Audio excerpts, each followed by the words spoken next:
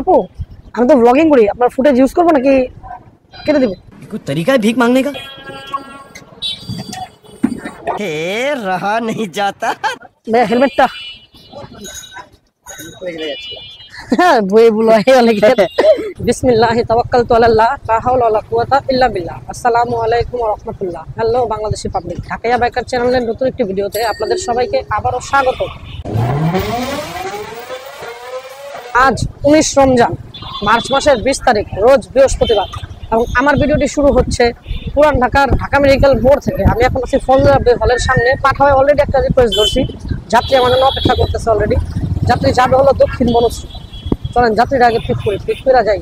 যাত্রী মনে হয় এটাই যে রিক্সা কিনা সারা গেছে খুব সম্ভবত। সাতবান ভাইয়া সাতবান ভাই, সাতবান ভাই, সাতবান ভাই,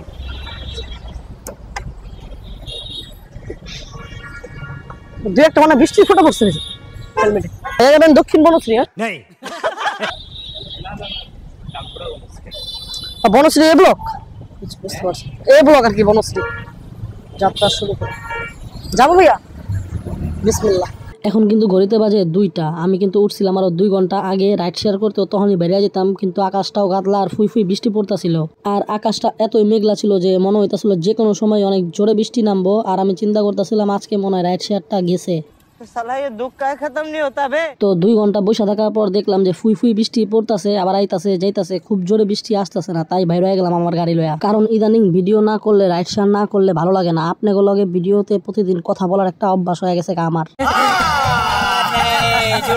আচ্ছা ভাই, এখন আহি আসল কথায়। এই যাত্রী লয়া যে আমি বনশ্রী গেতাছিলাম, শাহবাগের সামনে যাওয়ার পরেই দেখলাম ভাই ইমন লেভেলের জ্যাম। আমার তো পুরো মাথাটাই নষ্ট হয়ে গেল গা। এই যাত্রী লয়া শাহবাগ মোড় ক্রস করতে আমার প্রায় আধা ঘন্টা লেগে গেছে গা ভাই। রাস্তাঘাটে গাড়ি টাড়ি নড়তাছেই না, কেন এই পরিমাণে জ্যাম লাগলো আমি বুঝতেই পারলাম না। আমি ম্যাপে খেয়াল করলাম যে বিজয় সরণি থেকে নিয়ে পুরা শাহবাগ টিএসসি পর্যন্ত কঠিন লেভেলের জ্যাম। এভাবেই যদি ঢাকা শহরে জ্যাম বাড়তে থাকে তাহলে কিছুদিনের মধ্যেই আমাদের ঢাকা আর থাকার জন্য উপযোগী থাকবো না।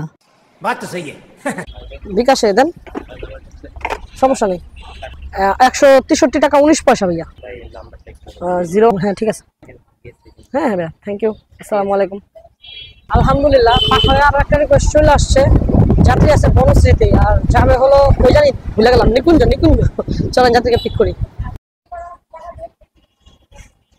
আসসালামু আলাইকুম। আপু আপু নিকেতন যাবেন?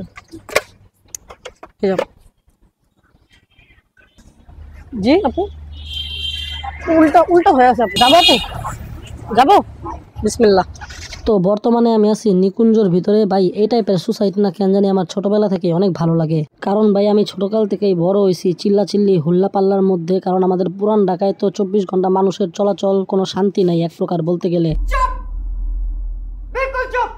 আরে ভাই হাইপার হয়ে গেলে হইব নাকি? পুরান ঢাকায় শান্তি নাই মানে ওই শান্তির কথা বলিনি, মানে 24 ঘন্টায় আওয়াজ থাকে, চিল্লাচিল্লি থাকে। একটা যে শান্তিপূর্ণ পরিবেশ থাকবো, 5টা মিনিট মানুষ চোখ বন্ধ করে রাখবো, ওই সময়টা নাই আর কি।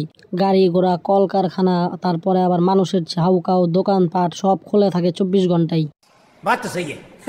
মানে আমার মনের একটা ইচ্ছা হইলো এই ধরনের সোসাইটিতে আমি একটা ফ্ল্যাট কিনুম এবং মাঝে মাঝে এসে থাকুম, একটু রিল্যাক্স করুম আর কি, এই আর কিছু না।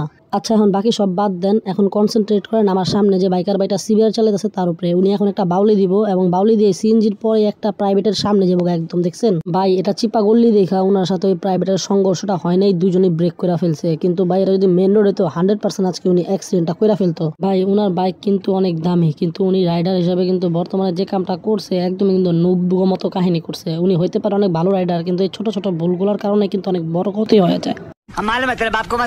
আচ্ছা ওই সব বাদ দেন, এখন এয়ারপোর্টের নামানোর টাইমে যে কত কাহিনী হয়েছে ওইটা দেখেন। আপু 106 টাকা 84 পয়সা আসছে। 106 টাকা 84 পয়সা।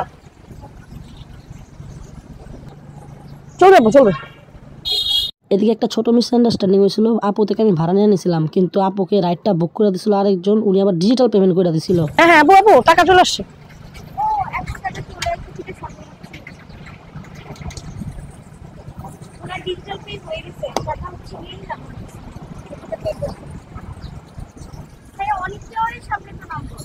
লোকেশন একদম এটাই দেওয়া আপনার,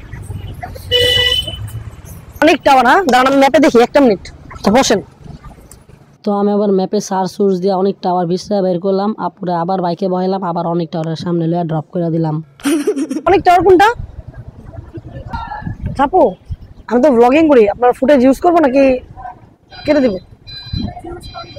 মানে আমি তো ব্লগিং করি, অল টাইম তো রেকর্ড হয় আমার ক্যামেরায় আর কি। আপনার কি ফুটেজটা ইউজ করবো নাকি কেটে দেবো?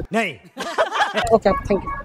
তো আপুকে নামাইতে প্রায় 3:30 বাজে গেছে গা। আর আমার তো আজকেও একটা দাওয়াত আছে, আপনাকে বলছে কিনা জানি না, তাই তাড়াতাড়ি বাসায় চলে যেতে হবে। তাই সবগুলা অ্যাপসে পছন্দের গন্তব্যস্থল বাসার দিকে সেট করে দিলাম। আর উবার একটা রিকোয়েস্ট চলে আসছিল সাথে সাথেই।